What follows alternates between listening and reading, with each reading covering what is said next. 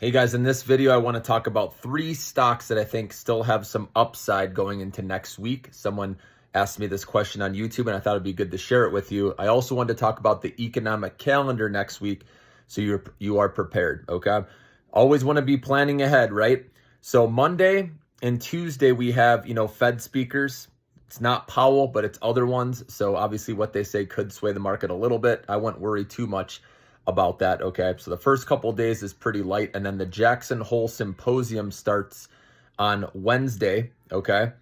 And again, more Fed speakers, and then initial jobless claims on Thursday, which obviously that's a big report to be watching, and that's at 8:30 a.m. Eastern time.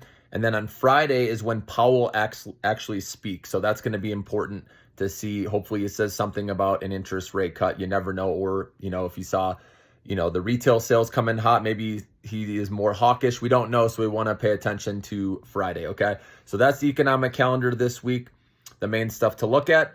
And then as in regards to three stocks that I believe still have upside, number one is Micron for me, okay? This stock had an all-time high of 157, and it's only at 107. Obviously, I was recommending this in the 80s and the 90s, but even at 107 right now, or close to 108, I still think there's upside to at least $114 a share.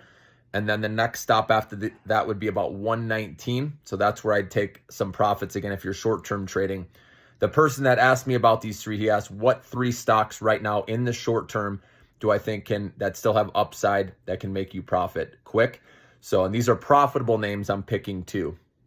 So Micron is number one that I think has upside. And then Lululemon is another one, I believe, because the stock has been beaten up so much.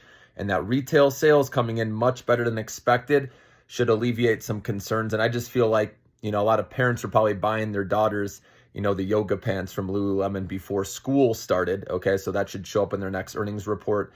And again, the international growth has been solid. I know a lot of people are focused on the slowdown in the US, but they're still good. This is a very cheap valuation. It's a solid company. They're taking market share from Nike. So that's why I like Lululemon. This could possibly bounce up to 300-ish, but you can always trim a little bit before that, okay? To lock in, again, short-term gains along the way. You know how we do it, right? And then the last one I put down is Palantir. Even though this one has already made a big move, guys, you got to be careful and have a stop loss on this.